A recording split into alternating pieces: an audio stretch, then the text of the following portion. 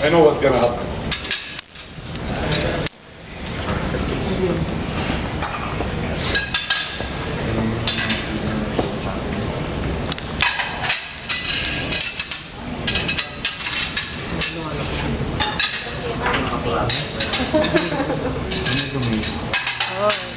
Here, you should check your priority and your plate, how to be removed. Now, when we did this, which one is the best one it should be?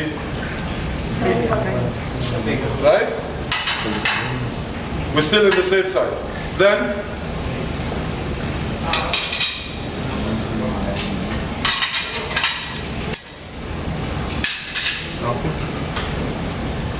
it can be or no, guys? Do you think I can complete it or no? We I hope can do so. it. Yes, Are you we sure? can, because it's all empty. It's empty. Yes. So go put some water and bring it back. Yeah. And it's not, I think, it's not allowed. Yeah. Everybody in the restaurant should do it. Salary agad biniwan nila. La.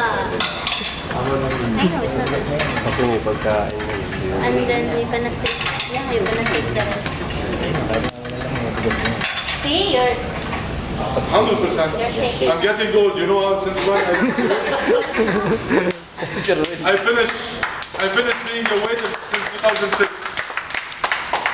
From 2006 I started wearing the suit. I never did this exercise after a long time.